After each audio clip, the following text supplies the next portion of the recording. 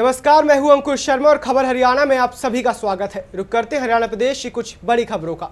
रेवाड़ी नगर परिषद घोटालों का गढ़ बन गई है, जहां आए दिन कोई ना कोई घोटाला उजागर होना अब जैसे आम बात हो गई हो। इसी के चलते रेवाड़ी पुलिस ने नगर परिषद के अधिकारियों के खिलाफ फर्जी तरीके से अवैध कॉलोनी में एनओसी जारी करने का आरोप विभिन्न धाराओं के तहत दर्ज किया है। साथ ही इस मामले की जाँच के लिए SIT भी गठित कर दी गई है।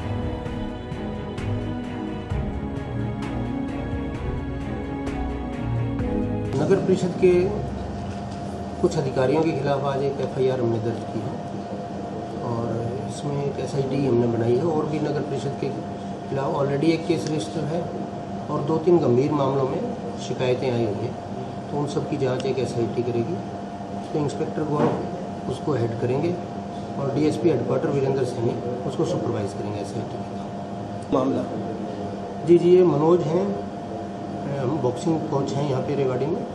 उन्होंने शिकायत की थी करीब 1-1.25 महीना पहले और कोई अनाधिकृत कॉलोनियों के बारे में उन्होंने शिकायत की थी। उनका खुद का प्लॉट अनाधिकृत कॉलोनी में था जिसको NOC वगैरह जारी करके 2011 में उसकी रजिस्ट्री करवा दी गई थी। अब उनकी जानकारी में ये आया तो उन्होंने उसमें शिकायत दर्ज कराई थी और भी उसके साथ 3-4 प्लॉट्स का और विवरण है, उस पर हमने केस रजिस्टर किया।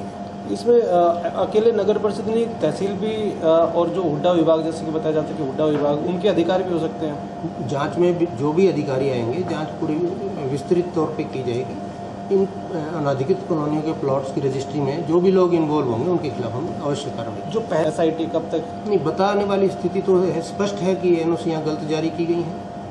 ये तो है कि इससे आगे कुछ और निकल पाता है, उसके लिए SIT की ज़रूरत है। इन NOCs के बारे में हमें कोई भी ऐसा नहीं है कि NOC ठीक है, ये गलत जारी की गई है। सर, एक हुड्डा NOC की जो शिकायत आपके पास आई होगी वो भी इस SIT का हिस्सा है। जो हुड्डा NOC की जो शिकायत की गई है वो उसमें भी SIT उस मामले में भी जांच। क्या इसमें भी मुकदमा दर्ज कर रहे हैं हुड्डा के खिलाफ? नहीं, अभी एक बार शुरुआती जाँच के बाद ये फैसला हम कर पाएंगे। नगर परिषद के कितने अधिकारी हैं सर?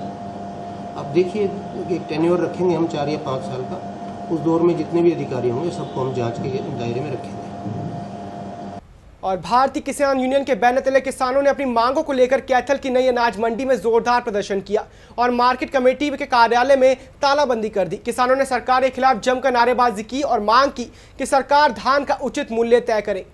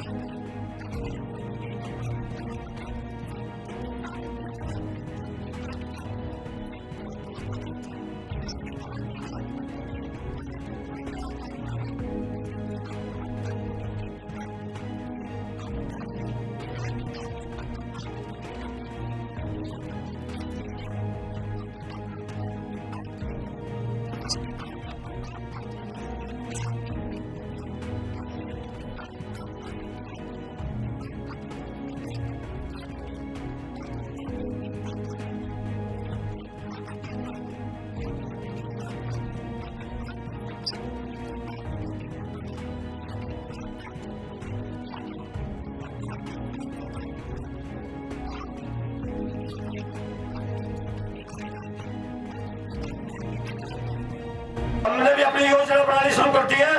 हम सरकार के खिलाफ फैसला योग करेंगे। वो आपने उन्हें सारी बात बता दी थी। सब लेन देन और जल सारा कुछ बंद कर देंगे और गांव में ये जो से MLA MP और इनके नुमाइंदे हैं, गांव में आओगे तो जूते भी मारेंगे, जूते हार भी पड़ाएंगे गांवों में। वो आप तो मर लिए SDM साहब 1220 में रेट में हम चिंता नहीं से तो कोई भी चिंता नहीं रह सकता। आप भी कैलकुलेशन करो, पढ़े लिखे हो, कितना जीरी में खर्चा है, कितना सारा कुछ हुआ है, तो हमें परेशानी से बचाया जाए और सरकार हमारी मदद करे और हम सरकार की मदद करें। ये रवैया रहना चाहिए, नहीं मजबूरी हमें दूसरा कदम उठाना पड़ेगा। जय किसान।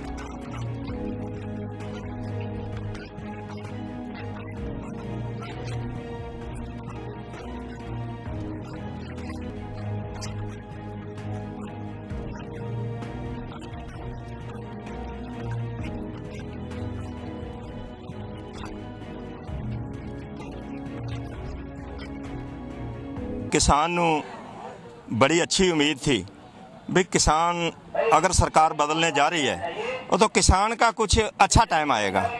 क्यों, किसान को बहुत उम्मीदें थी। किसानों ने सभी ने मिलके इस सरकार को बनाया भाई हमारे को बहुत ज़्यादा फ़ायदा मिलेगा, क्योंकि नई सरकार है और ये बार बार कह रही है हम किसानों के हित में हैं। तो इसका उल्ट होया सारा कुछ। जबकि पिछली फसलों से लेके आज तक, जैसे पिछले फसलों में 6000 से 1800, 2200, 2100, 6000 से, तो पीछे गेहूं में जो भी धांधली हुई, किसी किसानों को मुआवजा मिला, किसी को नहीं मिला, चलो सरकार ने कुछ ना कुछ दिया। जो बात हो है वो सच्चाई होनी चाहिए। फिर उसमें किसानों को तीसरी बार है वो खर्चा 6000 के हिसाब से किसानों की फसल का 6000 के लुवाई, कटाई, दवाई, जितना भी खर्चा है किसान को 6000 जो मूल्य था उसके हिसाब से पूरी लेबर का खर्चा किसान को उठाना पड़ा। और रेट इस बार जो दिख रहा है ये इसका 1200 है, तो उतना उसका कितना होगा। किसान मरने के कगार पर आ गया। अगर ऐसे ही तीनों 11-21 और बासमती का भी रेट ऐसे रहा, कपास जो है ये किसानों की खड़ी खड़ाई बर्बाद हो गई। निकत्थड़ की अनाज मंडी में किसान पंचायत की प्रदर्शन किया और अब मार्केट कमेटी के कार्यालय के सामने इसको बंद करके बैठे हैं।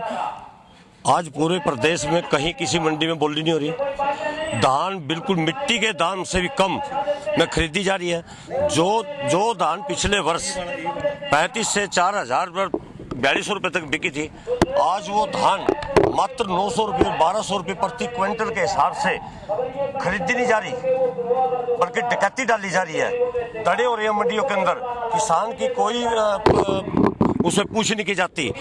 और किसान को इस अब की बार सरकार साजिश के तहत लुटवा रही है। और सबसे बड़ा दुख का विषय ये है, जो हमारे प्रदेश के कृषि मंत्री ओम प्रकाश धनखड़ जी है, वो कहाँ है? हम उसको ढूंढते फिर रहे हैं, मंडियों में जा रहे हैं। कल रादौर में करनाल केंद्रीय अनाज मंडी में वहाँ घेराव किए गए, हम तलाश कर रहे हैं हमारा कृषि मंत्री, वो आंदोलनकारी किसान कहाँ आज? और रेवाड़ी में एक फिर पुलिस और बैंक एटीएम सुरक्षा कंपनी की सुरक्षा व्यवस्था की उस वक्त पोल खुल गई जब बदमाश नारनौल रोड स्थित रामपुरा थाने से महज 100 मीटर की दूरी पे पीएनबी बैंक की एटीएम मशीन उखाड़कर फरार हो गई।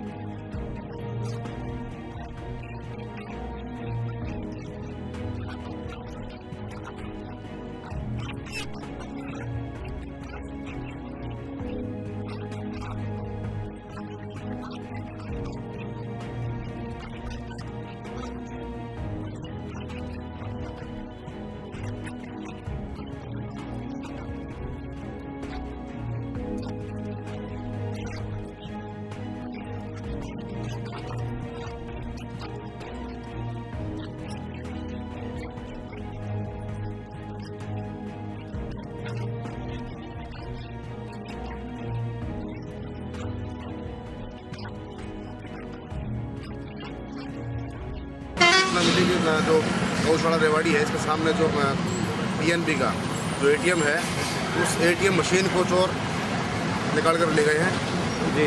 अभी कंप्लेंट आए हैं, एफआईआर रोज करेंगे और ट्रेस करने की कोशिश करेंगे। कितना कैश बताया जा रहा है इसमें?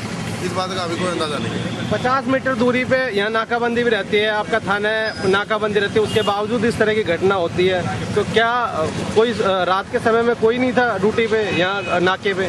नहीं, रात को हमारी एस्ट्रो मोबाइल भी होती है रात को, और मैं खुद 3 बजे यहाँ से निकला हूँ, तो उस टाइम इस तरह की कोई समस्या सामने नहीं आई।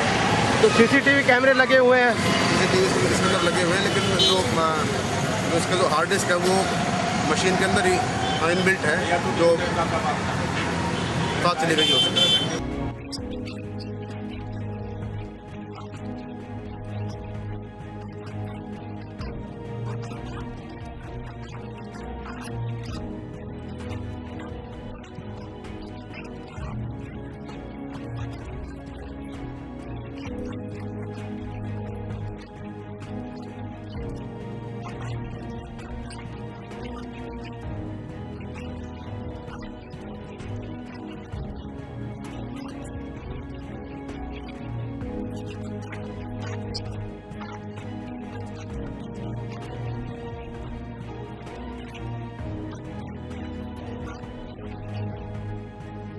रात को 10 बजे शटर डाउन होता है, 10 बजे 6 बजे। तो यहाँ गार्ड होता है दिन में? नहीं, कोई सीसीटीवी कैमरे लगे हैं?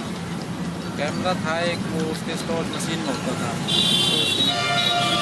तो क्यों नहीं कर लगाते आप इस तरह से सुरक्षा के इंतजाम क्यों नहीं करते? बार बार पुलिस की तरफ से भी कहा जाता है, प्रशासन की तरफ से भी कहा जाता है कि गार्ड लगाओ, सीसीटीवी कैमरे लगाओ, क्यों नहीं लगाते? सर चल रहा है, काफ़ी एटीएम पे लग चुके हैं, ऑनलाइन कैमरे लग चुके हैं।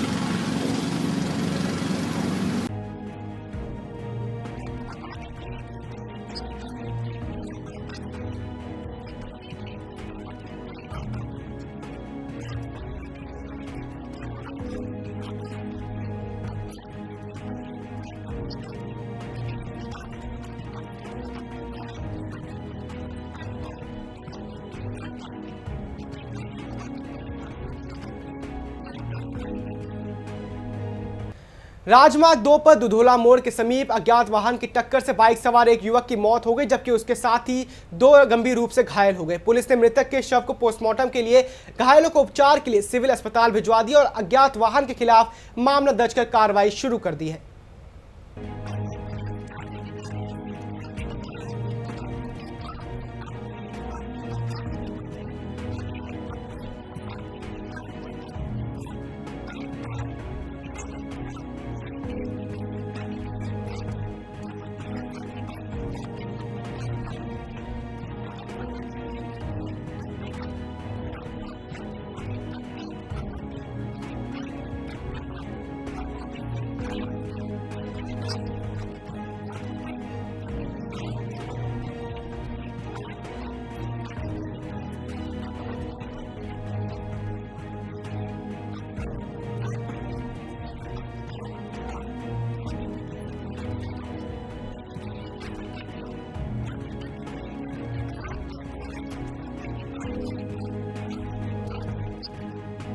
सुबह 5:30 बजे के करीब दुधोला मोड़ पर मोटरसाइकिल सवारों को किसी नामालूम गाड़ी ने टक्कर मार दी, जिससे आकाश, सनोज, अनिल निवासी गौतमपुर दिल्ली की एक्सीडेंट में लगी चोटों के कारण मौके पर ही मौत हो गई तथा बाकी 2 मजरूमान दाखिल अस्पताल में और उनको हाई सेंटर के लिए रेफर कर दिया गया है। क्या कार्रवाई करेंगे? कार्रवाई 174 से RPC कार्रवाई की जाएगी और जल्दी से जल्दी गाड़ी का पता लगाकर तलाश करते हैं। मृतक सर कहाँ से कहाँ जा रहा था? मृतक शनिदेव मंदिर से अपने घर वापस बदरपुर गौतमपुर दिल्ली वापस जा रहे थे, तो रास्ते में। और पलवल के अलवालपुर चौधरी स्थित भारद्वाज पेट्रोल पंप पर तेल डलवाने गए 12वीं कक्षा के छात्र को बाइक सवारों ने 2 अज्ञात बदमाशों ने गोली मार दी। घायल को पासी के अस्पताल में भिजवाया गया, जहां उसकी हालत स्थिर बताई जा रही है।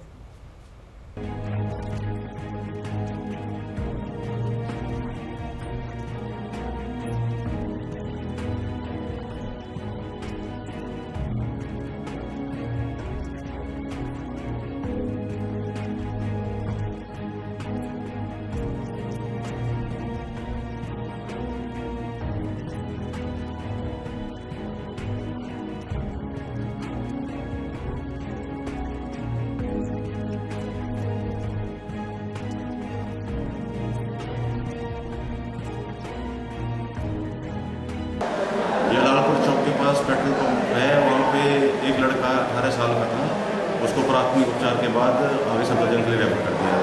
दूसरा मरीज है वो 50 साल के करीब है, दिल्ली का रहने वाला, उसको भी प्राथमिक उपचार के बाद दिल्ली रेफर कर दिया। दोनों को गोलियां लगी हैं? हाँ, दोनों को ऐसा लग रहा है पहले देखने से, बाकी एक्सरे की रिपोर्ट वगैरह का पता नहीं। किस जगह पे है गोली के निशान? ये जान के ऊपर है, पैलिस बोलते हैं वहाँ। दोनों को लगभग एक ही जगह चोट। कितनी गोलियां लगी हैं वैसे? ये तो ऐसे एक बात पता लगेगी अंदर कितनी निकलती हैं। इसने कहाँ बताया था कहाँ पर गोली चली, कहाँ पर लगता है? पेट्रोल पंप के पास, अलालपुर चौक पेट्रोल पंप के पास। नौजवान जो युवक था उसको कितनी गोलियां लगी थी? एक ही दिखाई तो एक ही दे रही थी, बाकी में बताया जा रहा था होता है वो पहली वाली गोली भी करके लगी हो। गोली मार दी इसके। क्या नाम भैया आपका? विवेक। तो विवेक जी, गोली कहाँ लगी थी इनको? पैर में और यहाँ पर सातर में लगी है। हाँ जी। तो कहाँ पर चली थी गोलियाँ? ये अलालपुर चौक है, अलालपुर चौक जो पेट्रोल पंप है उस पे। मारी किसने थी? 2 जने आए थे जी। पहचान कैमरे चेक करवा दो, पहचान लो कती उन्हें। 2 जने थे, 2 हथियार ले रहे थे। एक जने ने गोली चलाई थी, 2 मोटरसाइकिल पे था। क्या कोई पुरानी रंजिश तो नहीं है कोई? नहीं, पेट्रोल पंप पे उन्होंने हमने आगे खड़ी कर ली थी, वहाँ से फालतू बोलने लगे। इतनी सी बात पे उतर के उन्होंने गोली मार दी हमने। सूरज कौन क्लास में पढ़ता है? जी 12th में जी। आपके साथ ही पढ़ता है? हाँ जी। किस स्कूल में? जी एक्सप्रेस में। और दिल्ली टू आगरा के बीच में राष्ट्रीय राजमार्ग 2 पर लगातार बढ़ रहे यातायात को देखते हुए 6 लाइन का कार्य प्रगति पर है। लोगों की यात्रियों की सुरक्षा को मद्देनजर रखते हुए दिल्ली आगरा के बीच जगह जगह अंडर और फ्लाईओवर बनाए जा रहे हैं। लेकिन मजे की बात यह है कि इस दूरी के बीच में गांव बहरोला अटुआ के पास सबसे पहले ओवरब्रिज शुरू होने से लोगों में काफी जोश है।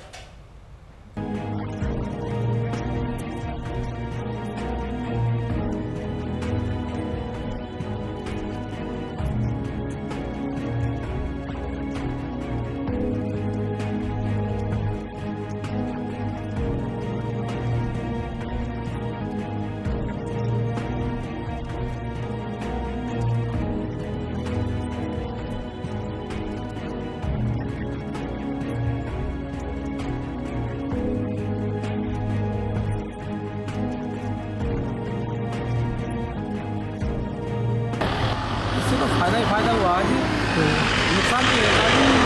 पहले स्पेस कम था, हादसा होने का डर रहता था, ठीक है।